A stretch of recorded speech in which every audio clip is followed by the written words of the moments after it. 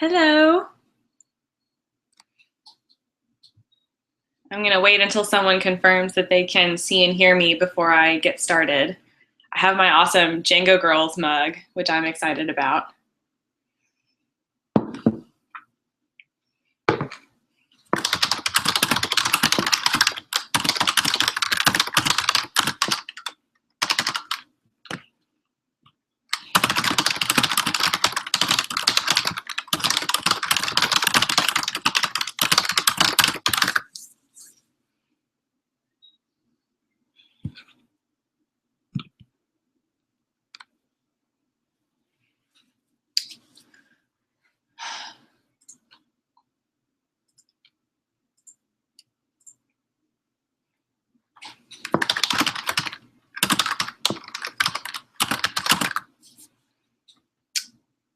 Well, static is fun.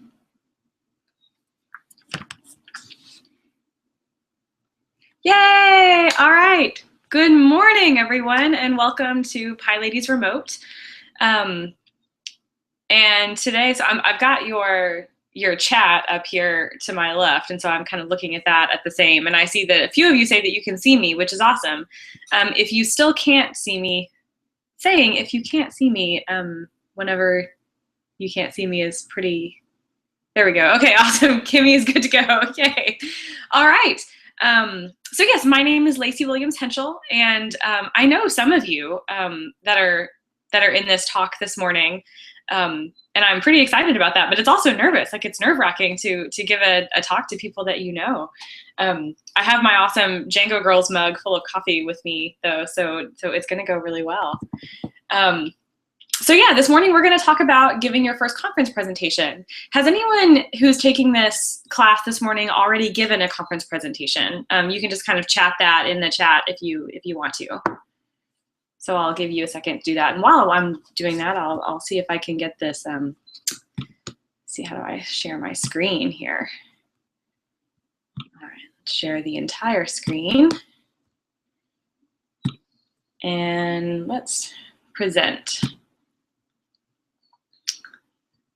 Okay, so most of you have not given conference talks yet, or you've given talks at meetups, but not at conferences. If you can see my first slide that says your first conference proposal, will you let me know that? I just want to know that this is working as it should.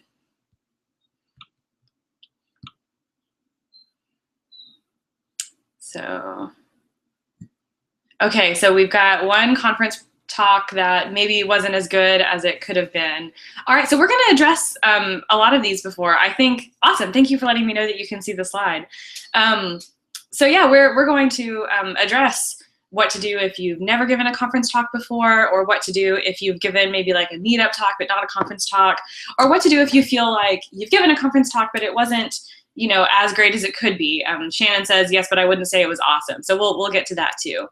So first of all, a little bit about me. My name is Lacey Williams Henschel, and I work for the University of Texas at Austin. That's that Longhorn logo in the middle.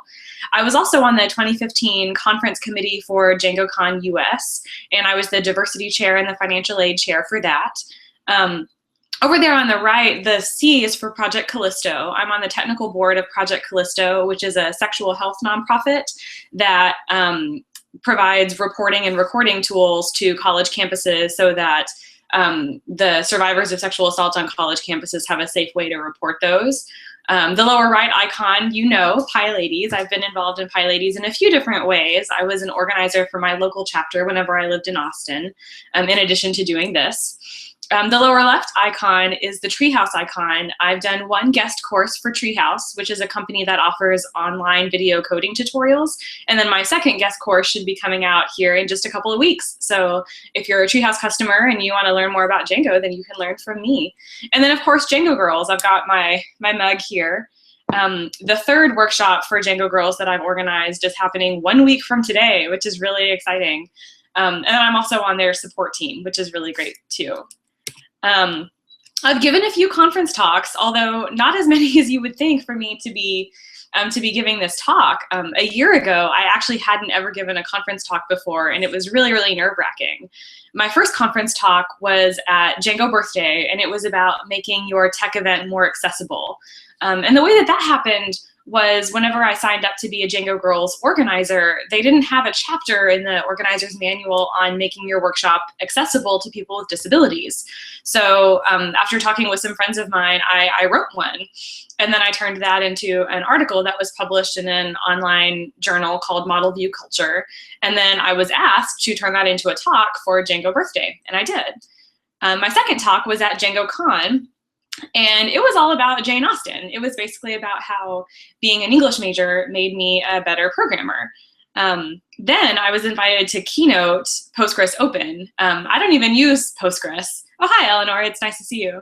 But yeah, I don't even use Postgres in my regular life as a developer, but they wanted to talk on open source and higher education, and that's basically what I do. I write in open source languages for my work at the University of Texas, so that was really fun. And then I gave a talk at PyDX, which was a local Python conference here in Oregon last fall. I've also been rejected a lot. But I say also I should put myself out there more, because I really should have a lot more logos here for the conferences that have rejected me. If I don't have more logos up here, it's because I haven't been applying enough. So that is kind of my mission for 2016, is to get rejected from as many conferences as I can, because I know that that means that I'm putting myself out there. In 2014, a couple of coworkers and I proposed a talk that we were really excited about to PyCon, and they, it wasn't the right talk for that conference for that year. I hope that we can rework it to propose it for another year, because I think it would be a really good talk. Last year, I also applied to UltraConf and that talk didn't get accepted, but the talk that I proposed to UltraConf, I wound up giving at Django Birthday. And then the talk I gave at DjangoCon last year, I proposed to OSCON this year, and I just found out last week that that one didn't work out either. So I say this because I want you to know that both sides of this, speaking and also not being invited to speak, that's just gonna happen. You're gonna propose talks, and some of them aren't gonna work out, and there are a lot of reasons for that, but none of those reasons is because the talk isn't good, or because you're not good enough, or because you shouldn't be speaking at all. All right, it's never that. So I just wanna make that clear, and I wanna be really honest about rejection just being part of the process and part of a thing that you should expect. The first time that you propose a talk and it gets turned down is really hard. I took it really personally. I felt like it meant that I wasn't good enough. I felt like it meant that I shouldn't be giving conference talks. I obviously didn't have anything good to say. And I've learned since then that that's not at all what it means. So I just want to make sure that that is 100% clear. Also, I feel like the person who should be giving this class is this wonderful friend of mine named Adrienne Lowe. She gave this awesome and inspiring talk at ELA Conf last fall called Bake the Cookies, Wear the Dress, Bringing Confident Authenticity to Your Tech Talk. And it is amazing. Like, there's part of me that just wants to push play right here and spend the next 25 minutes watching Adrienne's talk, because I feel like it did so much to inspire me to put more of my own self into the talks that I propose. And part of it, especially since it's super appropriate for PyLadies, because it really is about being a woman who is giving a tech talk. And she talks in this about how, she is a personal chef, and that's her background, and that's what she brought to learning to program. And so whenever she got accepted for her first tech talk, she wanted to bring cookies. And everyone told her, no, you don't want to be the baker, you don't want to feed people, you don't want to be too feminine. And she talked to some other people about that, and she thought about that, and she rejected that idea. She brought her cookies, she wore her power dress, and her talk was awesome. And now she has a whole talk about that process. And so I feel like her talk illustrates a couple of things. First of all, the content in the talk is amazing. But second of all, it's a really great example of take a thing that you know, or take a lesson that you have learned, and turn that into a talk that you can propose to a conference.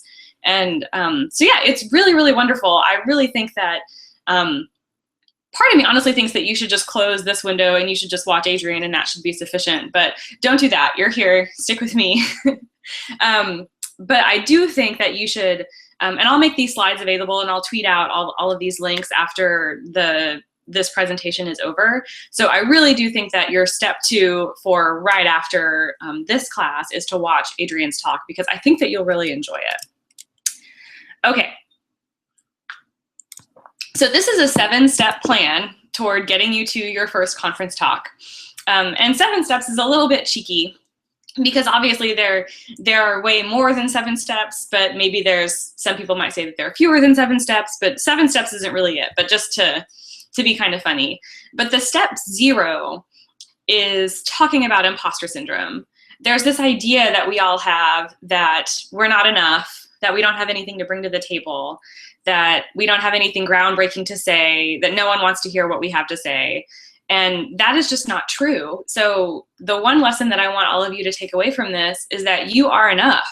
You have a really valuable perspective to bring to your community. And so if you're here because you want to propose a technical talk to a conference this year, or you want to propose some other kind of talk to a technical conference or to some other kind of conference, I want you to know that you have something valuable to say, and that you should be proud of the perspective that you have, and you should share that with people. And we want to hear that from you. And I say that as a conference organizer, as someone who has helped organize a conference and has helped pick the speakers that go into a conference.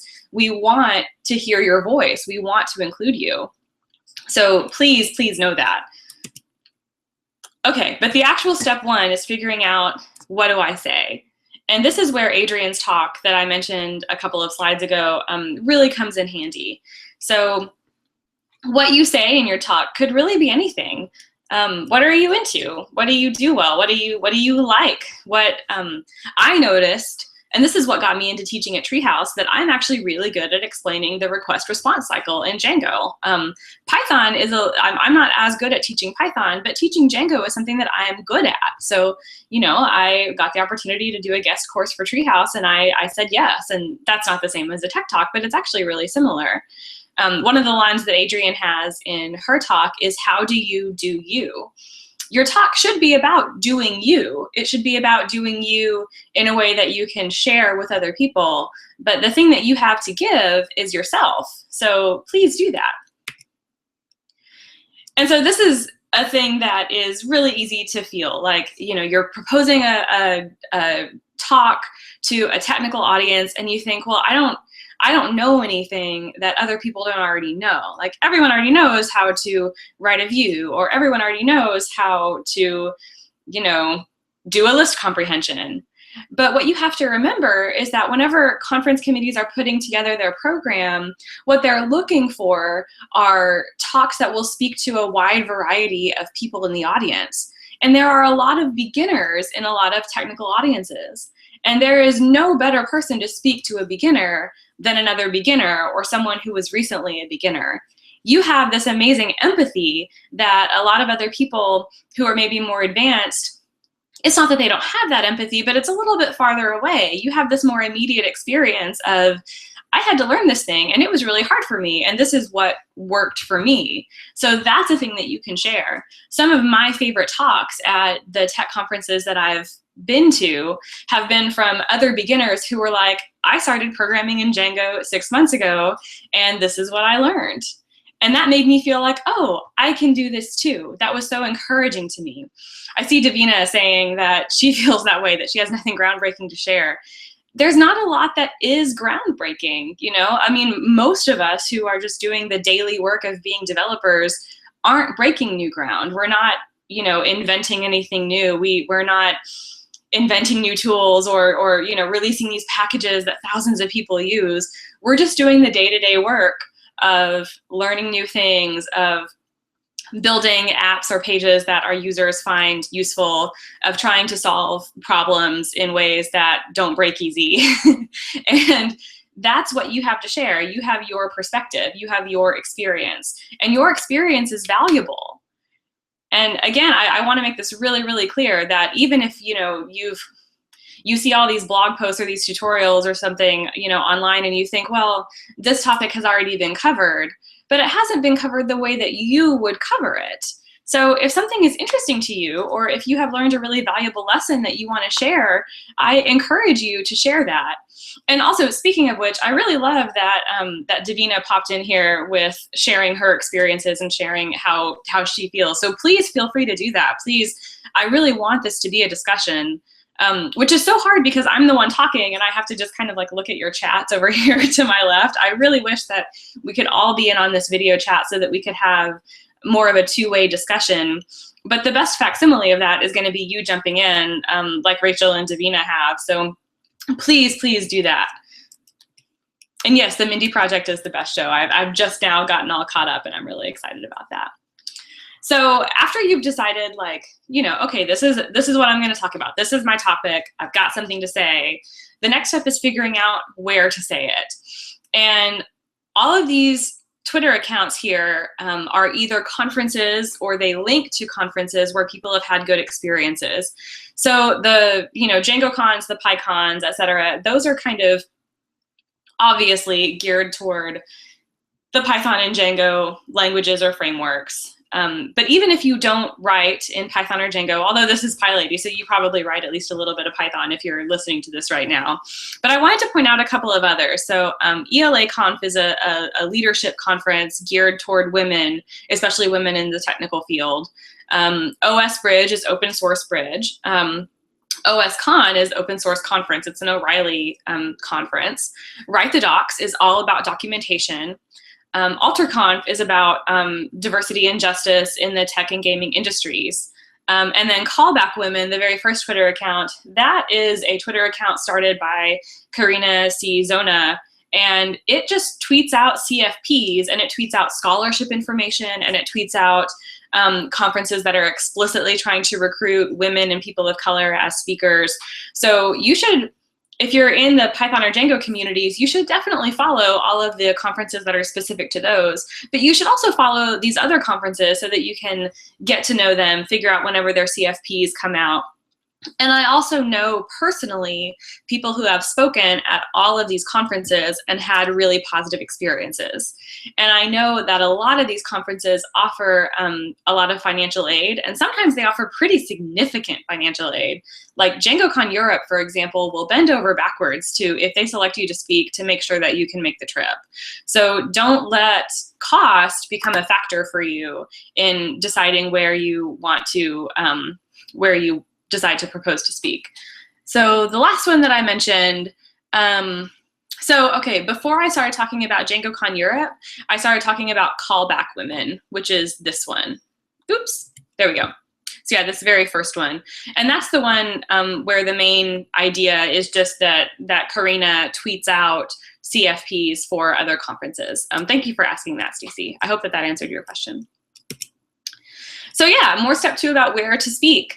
My first little pro tip up there in the right-hand corner is look for a code of conduct. You always want to speak at conferences that have a code of conduct and that have an enforcement plan for that code of conduct that ensures that that you're going to be safe, that the conference is taking harassment seriously and they're taking your safety seriously. Also, ask your friends, figure out, you know, who in your network has spoken at conferences before and where did they speak and what was their experience like whenever they spoke there. Ask Twitter. If you have a Twitter account, then say, hey, I'd really like to speak at a conference this year. What was the best conference you spoke at in the past 2 years? Ask Google. Google whatever language you're looking for plus conferences and see what comes up. Maybe there's a regional conference that I don't know about or that you didn't know about that would be really great for you. And notice too that there are 2 regional conferences, actually 4 regional conferences here. There's Pi Tennessee, which has a really, really positive reputation. Pi Texas, which a lot of my colleagues at the University of Texas really enjoy going to. And then PyCon and DjangoCon Australia, which also are known to be very, very supportive of speakers, especially first-time speakers. And then, Janet is pointing out too that the Technically Speaking newsletter includes CFPs. So yeah, definitely sign up for that newsletter. Thank you, Janet. I'm gonna have to add this to this slide deck if I ever give this talk again. And then the last thing that you can do is propose with a buddy. If you have an idea for a talk, Maybe you know someone who would make a really good co-presenter with you, and maybe the two of you can decide together where you want to present. Maybe they've presented at a conference before, and so they'll be a little bit more known to the committee. So that will kind of increase your chances a little bit. So yeah, definitely, you know, cast a really wide net. And also, don't be afraid to submit the same talk to multiple conferences. So, you know, for example, you might submit a talk to, you know, DjangoCon United States, but also to EuroPython. Well, you know, EuroPython is going to have mostly a totally different audience. And so it's a really common thing to take the same talk to several different conferences because different people attend different conferences. So don't be afraid to do that. Okay. Etiquette of submitting a talk that you've already given. Okay. So I wouldn't submit a talk that you've already given to the same conference. The exception here is tutorials. If you have a tutorial that you've given, so like say you got a tutorial accepted to DjangoCon, then I would, you know, totally suggest giving that tutorial or proposing that tutorial again for the next year. And that's really common. For tutorials, organizers really like to have kind of content that they can bank on a little bit. So like they like to have a couple of beginner tutorials and a couple of intermediate tutorials at their conferences. For talks, if you get a talk accepted to, you know, DjangoCon United States 2015, I wouldn't submit the same talk to DjangoCon United States 2016. If you had a new spin on it or you had new content for it, then I would do that. But if you're just talking about submitting a talk that you've already given to a different conference, absolutely do that. I've done that, you know, or you can, you know, rework it and make it fresh if you want to. You don't want to, you know, you don't want your own talk to get stale for you. But remember, different people attend different conferences, and I would absolutely tell the committee in your proposal that you gave this talk successfully and that it had a really positive reaction from the audience whenever you gave it at such and such conference 6 months ago. And the conference committee likes seeing that. They like, you know, you linking to a video of you giving this talk. It gives them even more information about what your talk is about. So absolutely submit the same talk to multiple conferences. I know several people who give the same talk or the same 3 or 4 talks at a lot of different conferences. I know one woman who has given one really popular talk like 9 times, but she gives it to different audiences. It's not the same conference 9 times. It's different conferences with different audiences. So yes, absolutely do that. Janet, that's a great question. Thank you. Okay, so the proposal. How should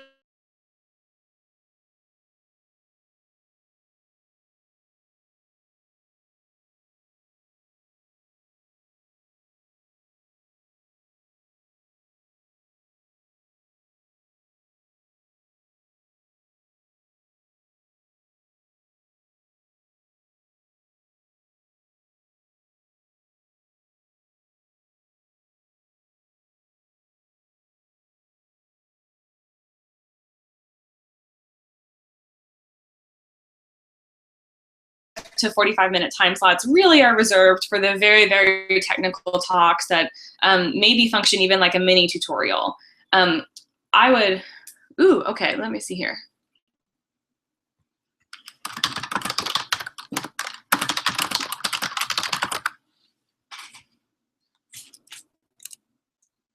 Oh, we're back? Okay, yay, all right, okay. Yay, okay. So yes, I was talking about Ned's quote about how 25 minutes is a bitch. And so yeah, what I want to point out is that whatever talk you have in mind, my guess is that there's a 90% chance that it's a 20 to 20. Okay, I dropped right after number 3, so I'll back up a little bit. So Ned's quote is that all proposals have something in common, that they're not going to fit into their time slot. And most conferences have 2 time slots. They have the like 20 to 30-minute time slot, and then they have the 45-minute time slot. And I would say that there's a 90% chance that the talk that you have in mind is more appropriate for the 20 to 25-minute time slot. And that is just not that much time.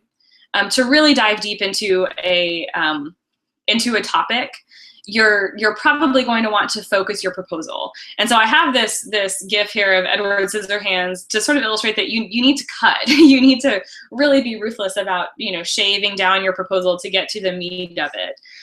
Some really common things that people do whenever they're making a proposal is they want to spend a lot of time talking about how they got to whatever conclusion they came to. So all of the problems that you encountered along your way to solving this problem. And while that was a really important part of your process, it probably doesn't deserve more than a minute or two in your talk. And so it shouldn't really be more than like one, small bullet point in your proposal. But, and this is something that I've seen as a speaker mentor, all that stuff that you cut, that's probably going to make a really good second talk. So I've had a few people email me and they've got this really great bullet list of things that they want to talk about. They're like, I want to give this talk on, X, Y, Z, and I want to talk about all these things. And I'm like, you've got 3 great talks here. And you've got talk 1 right here, and you've got talk 2 down here, and you've got talk 3 down here at the bottom. And that brings me to my kind of second point about step 3 is that you can propose multiple talks to the same conference. In fact, I highly encourage it. That's part of casting a wide net. And I see it all the time as an organizer. Because one of the things that you don't know whenever you submit a proposal is who else is submitting and what they're talking about. So, say someone else is submitting a proposal that is really similar to your proposal. Well, if you submit a second proposal that is a little bit different, then you increase your chances of getting accepted. And so then you've got this one talk that was this really, really big bush, and then you trim it down into, 3 really great little petite trees that make really excellent talks. So more step 3. Step 3 is really long. This is the what are you going to talk about step. And I want to talk about metaphors. You can frame your talk however you want to. And all of these little emojis are things that I have actually seen people give talks about. Now, obviously, the technical talks weren't about pizza or birds or cake or theater, but it was a way to frame a tech talk about a thing that they were excited about. One of my favorite talks from PyCon 2015 was about Shakespeare. Now, obviously, it wasn't really about Shakespeare. It was about searching for keywords and finding a new way to study Shakespeare by being able to use Python to figure out how many times a word was used over the course of Shakespeare's whole oeuvre, or how many times it was used in a particular play. But it was such a compelling way to frame this talk. It was so much more interesting to me than talking just about a regular keyword search. This really keyed into me. And then my own talk from DjangoCon being about Jane Austen. Well, it wasn't really about Jane Austen. It was about how you can use those soft skills or those organizational skills or that understanding of plot to make your talks better, but also to make your code better. And so, Jane Austen was just kind of a fun way for me to frame that talk. And that got a better response than I expected it to. A lot of developers have humanities backgrounds. And so bring that humanities background to people. Or if you have a science background, bring that into your talk. That's part of bringing you into your talk. That's part of what makes your talk compelling and different, is what you bring to it. Oh, thank you, Janet. I appreciate that. Speaking of which, geeking out is fracking awesome. So another way that you can kind of frame your talk is by what is the thing that you totally geek out about? What is the thing that you get really, really excited about? I've seen a really great talk about diversity framed around the Dungeons and Dragons characters, so how those represent different kinds of people that we need in our community. I've seen a really awesome talk about pugs. And then kind of going back to the metaphors, I saw this really awesome talk where someone was learning how to use an Arduino so that they could build a water gun to shoot squirrels with water that were getting on their bird feeders and keeping the birds from the bird feeders. And it was a Python talk, and it was fascinating because this person was trying to solve this problem. They wanted birds to come to their bird feeders, and so they used Python and this little Arduino. Oh, what does geeking out mean? So what is the thing that you really get excited about? So what is your fandom? Are you a really big fan of Buffy the Vampire Slayer or Harry Potter? Or are you you just really, go down the rabbit hole of, yes, talking about a nerdy topic. Thank you, Janet. You're doing a really good job of explaining things. Awesome. I love this, like this conversation, this side conversation that's going on here. So yeah, I hope that helps. And then even more step 3, speaking of plot, your talk should have a plot. It should have a point. So, you should lay out what are you going to talk about. And then the rising action is how you kind of build up to your main point. And then your talk should have a climax, which is like the main point. This is the thing that we've been building to. This is the thing that really, really matters.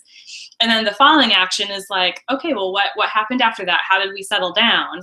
And then the denouement is just your conclusion, Another way to frame this, and this is a thing that I hear a lot about talks, is you should tell them what you're going to tell them, and then tell them what you told them. So that's a really popular way to kind of frame a talk. And that also helps limit you, because if you think about, you have to tell your audience what you're going to tell them at least 3 times. Well, that really cuts down on the amount of things that you can talk about, right? Like that doesn't give you as much space as you thought that you had. So, maybe you have 20 or 25 minutes to talk about something, but if you've got to make your points, 3 times to tell them what you're going to tell them, and then tell them what you told them, that's not a whole lot of room for your content. So thinking about it that way can really help you focus your point. All right. So who can help me? A really wonderful thing that I have seen, especially in the Django community, crop up is a formalized speaker mentor program that is sponsored by the conference. So basically, if a conference has a speaker mentor program, it will be on their website, and it will list people who have offered to have you email them, and they will help you with your talk. And that includes helping you with your proposal and giving you feedback on your proposal. It includes looking at your final presentation, whether that's your script or your slides or whatever. It might include video chatting with you. And if you both wind up at that conference, then it might include getting together with you at the conference before your talk to review it, or to help you pep talk or help you calm down. This is a really wonderful program. DjangoCon US had a speaker mentor program last year. DjangoCon Europe had a speaker mentor program this year. If you are considering proposing something to a conference but you're a little nervous, I would really recommend you reaching out to that conference to ask if they have a speaker mentor program, or to encourage them to adopt one if they don't. So you can see that I was listed here as a speaker mentor to DjangoCon Europe, and I actually had a couple of people email me, which was really exciting for me. And the reason that I tell you that is because it feels so good to have people ask you for your help. It feels so good to have people value your opinion and to seek you out. And I tell you this so that you won't feel nervous or embarrassed about seeking that help. If you see someone's name and email address listed on a speaker mentor website, that means that they're waiting to hear from you. And so we really do want you to email us so that we can talk to you about that. So please do, if this conference has a speaker mentor program, I really encourage you to take advantage of it. And I've also done that. I have also, for DjangoCon US, I reached out to a speaker mentor for help with my conference proposal, and I got some really positive feedback. And that talk that Janet actually said was a really good talk, which just makes me feel so warm and fuzzy inside. I didn't feel so great about it initially. I really thought that, like, no one's going to be interested in this topic. No one cares about English majors and code. This is just going to be silly, and no one's going to appreciate it. And the feedback I got was that this was really compelling, that this person would definitely attend this talk. And then the speaker mentor that I had, Justin Abrams, helped me refine it, helped me cut some things, helped me solidify my message, and helped me pick a title. Titles are really hard. So sometimes someone who's a little bit outside of your own brain can really help you do that. So yeah, oh, I see Lisa is here. I'm happy to see you here, Lisa. So yes, it's not a waste of time. We are on this mentor list because we want to hear from you. And then also, again, like my experience with my speaker mentor was that my imposter syndrome, really, I got a handle on that because that person was so encouraging. He was really really helpful to me in making me feel like, oh, this is going to be a really good talk. I should propose this. And then it got accepted, and I was just floored. Like, people actually want to hear what I have to say, which was nuts to me. Also, even if your particular program or your particular conference has a speaker mentor program, you can, or if they don't, you can just ask. This is my own Twitter. I proposed a talk to DjangoCon Europe, and I said, like, hey, I would really like some feedback on this. And within minutes, I had 4 people that were like, hey, I'm happy to look at this. And eventually I had 8 people that I had shared this Google Doc with, and I just gave them the suggest permissions. And so people were like making comments and suggesting things and making like grammatical corrections. And then someone, I for this particular proposal, I fell victim to the like getting a little bit too excited about my metaphorical premise and not really getting to the point. And so those reviewers really helped me figure out what my point was and helped me make that clear and helped me refine that. So yeah, people really are nice. You can just ask people on Twitter, and they will come to you. They will help you with that. So yeah, do that. And if you've had really positive experiences with having people look over your proposals, I would encourage you to share those. Or if you've had negative experiences, I hate to hear about those, but I think that that's valuable too. So, but I do think that most people really do want to help you, and they'll give you positive feedback. The other half of that is that whenever you are really close to a topic, it can be kind of hard to hear that feedback. Like, I got really excited about my DjangoCon Europe proposal, and then it was initially a little bit of a bummer to hear like, oh, I'm not really getting to the point as much as I thought that I was. That kind of sucks. But in the end, that was really, really valuable feedback. And so you do have to kind of step back a little bit and be prepared to receive that feedback, be prepared to hear that and to take that in the spirit in which it was intended. And obviously you want to thank the people who helped you review your talk. Whether your talk is accepted or not, you definitely want to thank the people that take the time to review your talk with you. Step 5, holy crap. Oh my gosh, they said yes. And I want to say, of course you were, you're amazing. Like, of course your talk was accepted. It's going to be accepted. Like, that was always going to happen. Celebrate, this is really exciting. Like, you get to speak at a tech conference or whatever conference you applied to. You get to talk there. Your perspective is valuable. You have this confirmation in front of you that people want to hear from you. So celebrate that. Don't freak out. It's okay. And like, seriously, don't freak out. But it's really easy to freak out, and it's really easy to get overwhelmed at the prospect of actually, ooh, okay, we dropped again. That is fun. Let's see here. Let's see if it's dropped for everyone.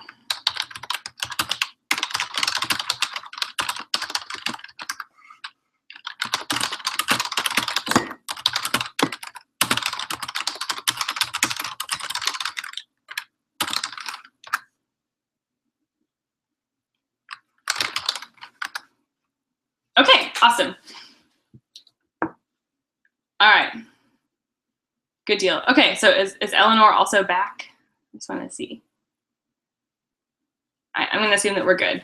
So yeah, it can be a little bit overwhelming to find out that you've been accepted to give this talk. Like, oh, you did all this work on the proposal, and now you actually have to turn this into a talk. There's a whole lot of information on the internet about how to actually give your talk. I think that there's more information about giving a successful talk than there is about proposing a successful talk. So there's this guy named Dale Carnegie who has this website about speaking and public speaking and anxiety about that. And one of the things that he says is pretend that you're talking to your friends. And for my first conference talk, my friend Barbara told me exactly that. She said, everyone in the audience is your friend. You know, a lot of these people, they care about you. They want you to succeed. They are not waiting for you to fail. So, you really are talking to your friends. And even if you don't know a lot of people in the audience, even if you don't know anyone in the audience, they're there because they want to hear what you have to say. And so make it a conversation. Make it, something that is approachable and friendly, and these people will become your friends. I know I'm kind of newer to the Python and Django community, so I have some friends, but I don't know everyone like some of my other friends do. But I know so many people who love going to PyCon and DjangoCon because those are the 2 times a year that they get to see all of their friends. So the audience is really friendly, and they want you to succeed, and they're just waiting to cheer you on. So know that this is a positive thing. These people are really rooting for you. Katie Cunningham, if you know her, has some really great advice though about moving. And I've gone back to watch my first talks, and I do this. I need to keep this advice in mind. But basically, she wrote this really awesome blog post after PyCon about how great it was, and how wonderful it was, and how wonderful the speakers were. And then she says, but we have to talk about how y'all move on stage, basically. And I have a tendency to sway. I talk with my hands. I'm basically incapable of not talking with my hands. Talking with your hands is good. I think that's fine. But I think a lot of us tend to kind of like walk around a little bit. We sort of pace on stage, or we sway. I tend to sway. And this is where rehearsal really comes in, practicing in front of a mirror, practicing in your living room. It feels embarrassing. It feels like, I'm just speaking to nobody. But it really does, in that moment where you're alone in your bedroom or your living room or your hotel room or wherever, and you're going through your talk and you're kind of focused on not moving too much, or you can catch yourself, well, that's the time when those distractions are okay, right? So you should rehearse, and you should practice not swaying or kind of dancing on stage, unless dancing is part of your talk, in which case, by all means, dance on stage. Danny Roy Greenfeld, who also wrote 2 Scoops of Django and is also just a really wonderful person, he has a really great blog post also on talks. And so I really tried to take this advice in this particular presentation, because I used to be a big bullet person, and now I try really hard not to have any bullets. So, and this is really just a point about trying to make your slides a little bit more dynamic so that they reach more people, so they're more interesting, so they hold people's attention. So for this slide, I could have easily had a bullet that said, use bullets sparingly, but I tried to just make this a quote, and I tried to make all these quotes because I think, for me anyway, it makes it a little bit more interesting. Danny also says to try to say anything but what is on the slide. Now, I just violated that. But the point here is that you have slides that people can read. People can read your slides themselves. Oh, so the thing about saying anything but what is on the slide, that's partly about the bullet points. Yes, you don't want to just read out your bullet points. You don't want to just read out what's on your slide. You should have something to say other than what's on your slide. Your slides should be the basic point of what you want to say, or they should illustrate the basic point of what you want to say. And then what you say on top of that should expand on that. It should offer some more information. And it should be a little bit more interesting. And I think that we've all been to those presentations, or maybe we've been in class, because not every teacher is, there can be some really great teachers who are not wonderful presenters. And so we've all been in those situations where this person has a PowerPoint and there are a lot of bullet points and they're basically just reading the slide, and you just kind of think like, this is really great content, but it is so dry and it's so hard to pay attention, even though I know this is valuable, because I feel like I could just read this on my own. So this is what the point that Danny is making, is that you should make people listen to what you have to say. And one of the best ways you can do that is by letting your slides speak for themselves, and then you say something different. So you can maybe think about this in terms of maybe you're trying to like have a conversation with your slides, like your slides are their own thing, and you're kind of talking about your slides or talking to your slides, and you and your slides can kind of go back and forth a little bit. So, yeah, I mean, like I've used some GIFs in, so the question here, if you're not on the chat here, is, so what should go on a slide? Cat GIFs? Sure, and, or like, and I mean, and this isn't to say that like, bullet points are terrible. Bullet points definitely have their place, but I think that there are ways to illustrate things that are a little bit more creative, or that catch people's attention a little bit better. And I've attempted to do that in this presentation, but I'm a beginner in terms of presenting just like you guys, or you ladies, y'all. So I still kind of slip up on a lot of these things too. Or like I'll look at a presentation that I made last year and I'll think like, okay, I could make this more animated or more dynamic or a little bit less dry. So it just kind of takes practice. I've also attended several conferences now, and I have tried to, in those talks where I've been really, really engaged and I have thought, this is really awesome, I have really tried to pay attention to, okay, like, well, what are they doing and what is on their slides? And most of the time, their slides don't have very much text on them. They're heavier on images, or they're heavy on like one main point. And then a little bit light on the details, because the details are what is your talk. The details are you, so the main point is on the slide. So the question is, how much math should be on the slide, like in a talk about algorithms? That is an excellent question. I don't know. I don't have like a math background, and I tend to be able to follow more technical talks better if there is some sort of like image or maybe like one algorithm on the slide, and then we spend some time talking about that. And I think that code snippets are really great. Live coding is something that I would say that you should stay away from. Live coding is really hard to do well. It's easy to get distracted. It's easy to like not be able to kind of recover from mistakes that happen. And also, as for readability, so in terms of readability, like your algorithms or your graphs or your code, you really want to just make sure that you have really high contrast. So I've got mostly black text on a mostly white background for these slides, and I try to stick with that. You want really high contrast, and you want large fonts. And yeah, I love code snippets too. I really think that code snippets are wonderful. You want to make sure that your code snippets are large enough. So maybe you go through code snippets across several slides. Like maybe you have one slide that has, you know, the larger context of the code, and then you can have the subsequent slides zooming in so that people can see what like the details of your code snippet, because code is really hard to read, especially if you're using like the black background with like text that's different colors. So I would encourage you to reproduce your code in text. I mean, still in the monospace text, but like in a, you know, black text on a white background here, like that. And yeah, I think that live coding can be done well. There are some people that do live coding really, really well, but it takes a lot of practice and it's really hard to do well. So whenever you see a live coding presentation and it goes really well, like that's wonderful and it feels really empowering, like I should do live coding. I would encourage you to try to do live coding in a really small setting first, like a smaller meetup.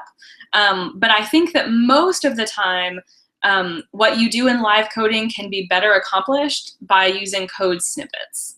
That's my personal opinion, and that's also zoomed out by, or I read the zoom in and out. That's also borne out by a lot of the advice that I see on the internet. Website or app demos. It depends on what it is in terms of like whether you do a higher level or a deep dive. I would say that, so I think that the deep dive kind of makes a little bit more sense for a conference talk, right? Like you probably are going to be giving your talk about a thing that you did in your website or in your app. And so in that case, like a deep dive makes a little bit more sense. Maybe like 1 or 2 slides on a higher level of like what your app or your website does on a broader scale. But then the rest of the presentation is reserved for the deep dive. But yeah, that really depends. Oh, okay, so the animated looking slides where you zoom in and out, a lot of people do that with Prezi, which is Prezi. So yeah, a lot of people use Prezi, and you can kind of like make these maps and you zoom in and you zoom back out of things, and it makes for a really cool presentation. Also, yes, adding the code on GitHub so that people can check it out and see what's going on. These are all really great tips that you all are having in the chat here. Thank you, Lisa, for adding the link to Prezi. And yes, like I said before about practicing in your living room, how do you get to Carnegie Hall? Practice, practice, practice. And I really loved this GIF because it's this puppy who's like learning how to catch a ball, and he just has to do it over and over again, and eventually he catches the ball instead of just throwing the ball to the side, which is, I think, a really cool idea. But yes, for me, and everyone does this differently. I have seen people who, or rather I know of people who, they just kind of bullet point their talks and they just sort of go for it. I tend to script out basically every word, and I practice reading through it several times, and then I bullet out from that so that I'm not just like reading from my script. White papers, that's like a whole other thing. Yeah. We'll talk about that in just a second. So yeah, I tend to read through the script that I've written for myself several times, and then just have bullet points, and I try to read through that. So like, I'm familiar with the language that I want to use, I'm familiar with the wording that I want to use or what I intend to say, but I'm not just reading from a script. And this is the thing that I'm still sort of getting through. I'm still kind of learning about like, well, what is the balance between, reading through like my script several times and like not stressing about it too much. So you've got to kind of figure out how much rehearsal you need, but I tend to feel like more rehearsal is better. So I don't really work in an industry where white papers are a thing. I know what they are, but Joya can probably explain a little bit better than I can what a white paper is. But I do know that in more academic conferences, it's a little bit more standard to like have a paper, like, actual paper that you're just reading from. And so those are more formal with, citations, et cetera. And those can get really dry. I would really love to see a shift in academia away from reading papers and toward doing these more dynamic presentations. As a way to get your audience more involved, I would, have slides that are a little bit more image heavy, and then get away from the paper a little bit, like rehearse reading the paper and make the paper available, afterwards online if that's possible. But yeah, I think that a lot of these tips are still good tips for presenting a white paper as well, personally. Kimmy has asked if I share the script or notes afterwards. I tend to. What I like to do is create like a README file on GitHub, and so I'll link to my slides on SlideShare, and then I'll link to either my notes or my script as well. And so that way people have, something that they can refer to, which is really helpful. I don't have like a website. I should probably make a website, but I don't have one right now. But yeah. Yeah, my husband used to work in business, and he wrote a bunch of white papers, and the conferences that he went to, he would come back and they was just really, really dry. So I'm happy that we don't see those kinds of presentations in tech circles. I think that academia could benefit from some more dynamic presentations personally. So, but it's also about like, well, what is acceptable at different conferences, like what is the standard? And so I would encourage you, if you're proposing to a conference that you've never attended before, see if you can find some videos of some prior presentations online to get a sense of the level of formality or what the expectation of you as a presenter is going to be. And that doesn't mean that you can't break those rules a little bit, but it just gets you a sense of like, well, what is the baseline for this particular conference?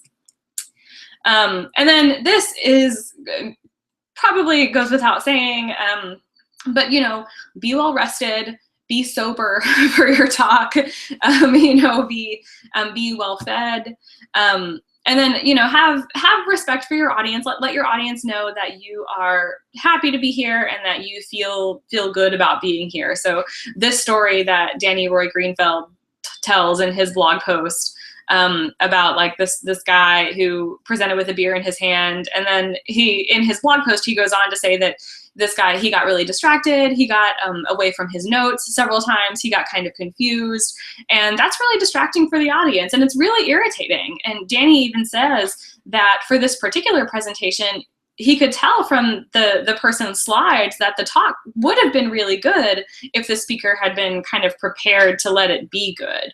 So the standard advice that you get about, being well rested, eating a good breakfast or eating a good lunch if your talk is in the afternoon, drinking a lot of water, it's sort of cliche advice for a reason, right? Like, you want to take care of your body so that you are at your very best whenever you're giving this presentation, partly because you're likely to be nervous, you know, and so you want to give yourself the very best chance that you have to succeed. So there's this question from Joya about what are your thoughts on adding comedy to relax your audience? Absolutely, and it can help you relax too. I haven't made as many in this particular presentation, but I like to make some jokes, not like stand up, you know, but that's not me. But there was this really amazing presentation at Django Birthday about, oh gosh, what was it? Andrew Godwin gave it, and it was about, what, the secret Django, you know, and like a spy themed kind of talk. And I think this is also where sort of theming your talk in a particular way, or finding some sort of metaphor or narrative to frame your talk, can come in handy. So that can be like a running joke that you have that goes through your talk, you know. Software design using, that could be a really good idea, software design using comics.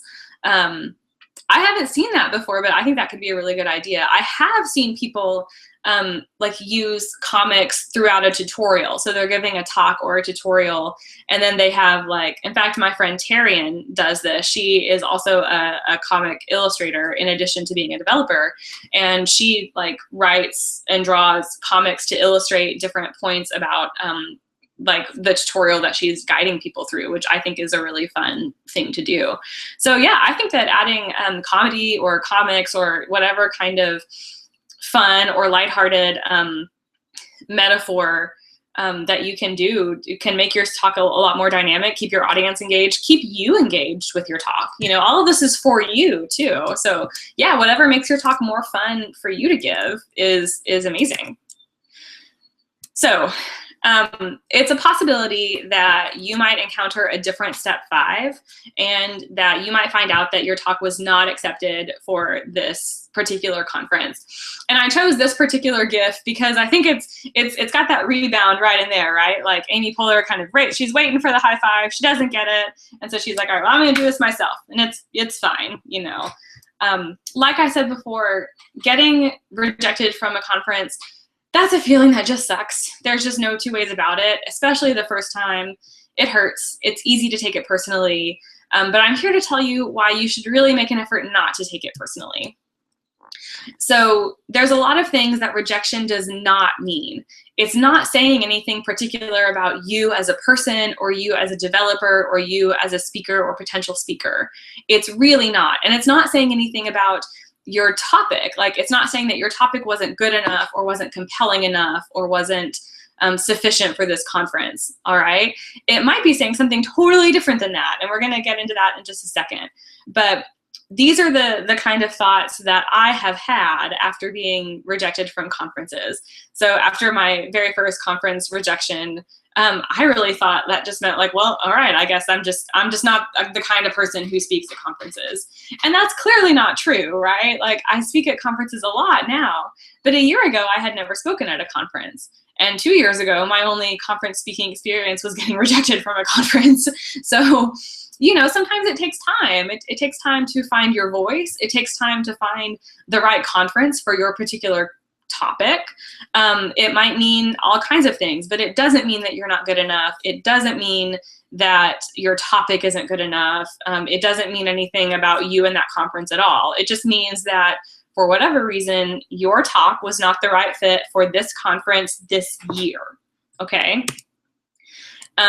Now, from the perspective of a conference organizer, there are a lot of things that are happening behind the scenes whenever talks are getting selected. And actually, for a lot of the Python and Django conferences, you can sign up to review talks. So you can just ask to be a reviewer, and they'll like give you access to the talks, and you'll get to score all of the talks except for yours, and you'll get to participate in that process.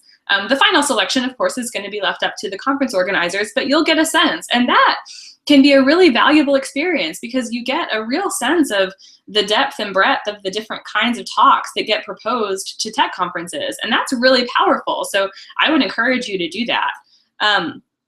A lot of times your talk was really awesome, but it's a little bit more appropriate for a slightly different conference. So we got some talks that were really Python heavy for DjangoCon, and DjangoCon really likes to focus on talks that are about the Django framework. And so these more Python heavy talks are more appropriate for PyCon, and we like to reserve our slots for Django conferences. Oh, okay, that's unfortunate. So Aaron Rachel says, what about when you don't hear anything back? Does that mean that the organizers are too busy to let you know that you didn't get chosen? That happened to me recently. First, I'm sorry that that happened to you. I don't think that that should ever happen.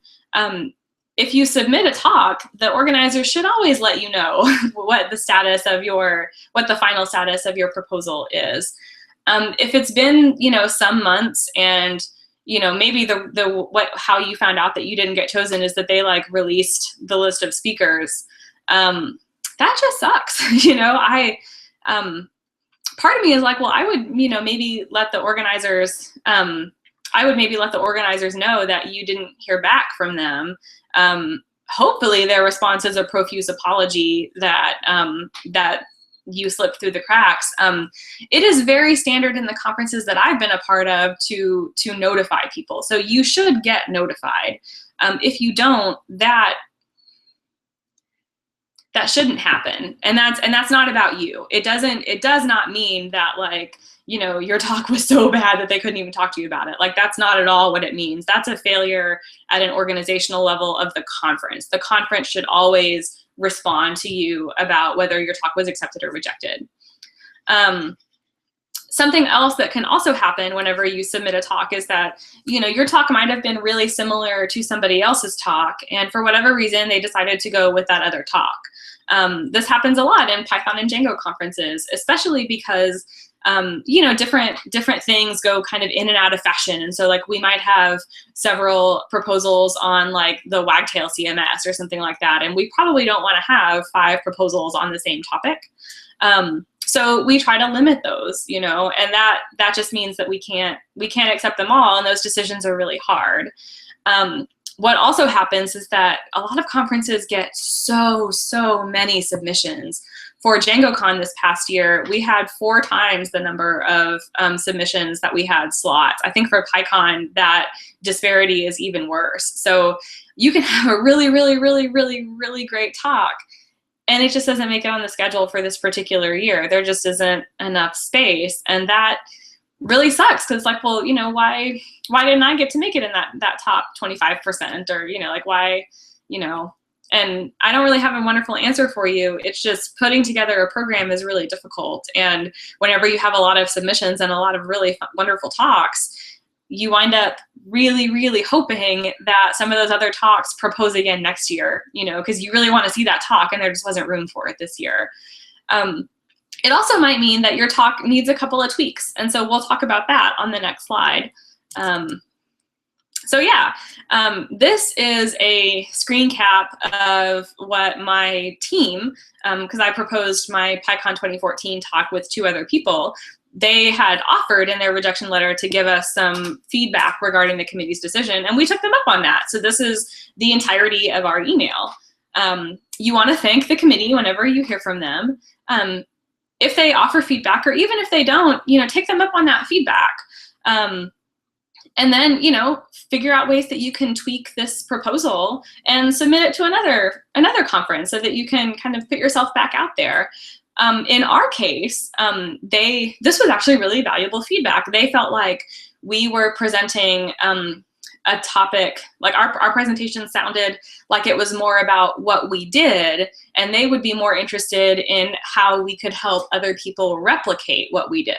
So we were sort of doing show and tell, and they really wanted something that was a little bit more, not exactly a tutorial, but more like, this is how you can do this. And that was really valuable. So now we feel like, okay, well, whenever we submit this proposal again, we have a really positive thing that we can do. So they'll give you really valuable feedback. Not all conferences will do this. Some conferences feel like they get so many submissions that they don't have the time to offer this feedback, but it really does not hurt to ask. The worst thing that will happen if you ask for feedback is that they'll say that they don't have the bandwidth to handle giving you feedback, or like what happened with Aaron, Rachel, they just won't respond to you. But most of the time, most of the conferences that I've been involved in, they will offer you the reviewer's feedback if you ask for it. They won't do it right off the bat, but they'll give that to you if you ask for it. And I encourage you to ask for it. It can be really valuable. And again, that kind of feedback, it wasn't about our topic, it was just about how we had framed it. And so now we know, okay, well, this is how we can frame it differently whenever we submit this next time. Step 6, and this is an example of kind of including some humor in your talk. I really love this gift from Adele. She's badass and she knows it, and it's awesome. And I want you to know that you are badass, and I want you to really know that about you. I'm saying this as a conference organizer, that you have a perspective that our community finds valuable, and that we really do want to hear from you. We really want to know what you have to say. We want to know how you learned a thing. We want to know how you did a new thing for the first time. We want to know how you increased diversity on your team, or how you built a team in the first place. We want to know how you bootstrapped your startup. We want to know what it's like for you working in tech, but like in an industry that's a little bit unusual. So like I do tech and higher ed. I don't work for a lot of the kinds of companies that other people work for. Shannon asked, what are the best resources for structuring your proposal? So I've got actually like a whole list of resources at the end here that will be helpful. A lot of this is really going to depend, and this kind of is going back to step 3 a little bit. You want to read the CFP really, really carefully, because different conferences have different expectations for your proposal. So like, for example, the PyCon call for proposals, their proposal kind of setup is a lot more detailed than, for example, DjangoCon Europe. So you just want to read that CFP really carefully. DjangoCon Europe was really awesome because they flat out said, you should be able to tell us your talk in 2 paragraphs. If you can't get it into 2 paragraphs, get it into 2 paragraphs. And I was like, okay, I've got 2 paragraphs to let them know what I'm going to say. PyCon wanted a lot more detail. They had like a short abstract, a detailed abstract, and place for an outline. Like they want to know as much as they can about what you're going to say. If you've given that talk before, they want you to link to that video. So resources for structuring your proposal, the best resource is the CFP itself. And you really want to do what the CFP is asking. If they are asking for 2 paragraphs, don't give them 3. Give them 2 paragraphs. Demonstrate to them that you're reading the instructions, that you value their time, and the way that you show them that you value their time is by following the instructions on the CFP itself. And then, yeah, the very last step is to go back to step 1. You know, and after you give your first conference talk, you're going to feel amazing. Like whenever I got off the stage at Django Birthday, I had this big smile on my face and I felt like I did it. And 30 minutes prior, I was literally trembling. I was so nervous. I was like, I don't know if I'm going to live. I don't know if I'm going to make it through this. So yeah, let's see here. We've got, all right, so Kinga is involved in the PyCon program committee and the scoring applications. And she says, so yeah, it wraps your head around what things should look like and what the structures should be, both from the feedback about the talks, from more experienced people who score apps, and from the things that they point out as good or bad. You can learn a lot. So yeah, that's another point for you know, joining the program committee for a conference to review talks. You will learn so much about how people structure their proposals and what the reviewers are looking for, and that can be really, really helpful to you in preparing your own proposal. I learned so much by joining the conference committee for DjangoCon last year and getting to review all of those proposals. And one of the things I learned is how difficult those decisions are. You get so many amazing proposals, and it's like, by the end of the day, you want to have 3 conferences so that you can fit everyone in, you know, and those final decisions are so difficult. But you do get some really good points from watching other people review the same talks. They'll notice things that you don't notice, and they'll point out things that you didn't see the first time around either. So Kinga's point is well taken. Definitely join a program committee because you'll just learn so much about the process. But another thing to keep in mind, like I told all of you, but like I responded to Shannon a moment ago, the very best resource for structuring your proposal is the CFP itself. You know, the CFP is going to tell you exactly what they're looking for, and you should pay attention to that, you know. Or if you have questions about what they're looking for in a proposal, if it's not that specific, if it's just, if you have a proposal, email us, email them and ask what they're looking for, or ask how much detail they want, or ask if there's a word count that you should respect. And that can also help them refine their CFP in the first place so that they are asking for the things that they actually want. All right, now we're getting to the point where we're going to, I'm going to tell you to go and follow these other people, or you know, read about them or watch them on Twitter. So Karina Cizona, I've mentioned her before. She runs Callback Women, and she also gives talks at local meetups whenever she travels giving other conference talks. She gives like a workshop that's about this exact topic. It's about proposing your first conference talk. So if you have the opportunity to take a workshop from Karina about giving a conference talk, you definitely should. Adrienne Lowe gave the talk that I told you that you definitely want to watch, this Bake the Cookies, Wear the Dress. Again, the first thing that you should do after you close the window on this particular presentation is go watch her talk, because it's really amazing. Katie Cunningham wrote a really awesome blog post about not moving around while speaking. And I think I've moved around a lot in this talk, so I need to keep that in mind for myself. She's also really involved in PyLadies. Danny Roy Greenfeld, we've talked about, he wrote a really wonderful post with really great presentation tips, which I've linked to here. He also wrote 2 Scoops of Django. Ned Batchelder has written several posts on presenting that are especially geared toward PyCon. So especially if you want to present at PyCon, his posts will be really helpful to you. But even if you want to present more generally, his posts are really helpful. Barbara Charette, who gave me a really awesome pep talk about how all these people were my friends before Django Birthday, she runs the Young Coders workshop at PyCon, and she also has a really wonderful, it's not a whole post, it's like a piece of a post about PyCon, about getting over your fear of public speaking. Julie Pagano she gave a talk a couple of years at PyCon about imposter syndrome. And that talk is called "It's Dangerous to Go Alone, Battling the Invisible Monsters in Tech."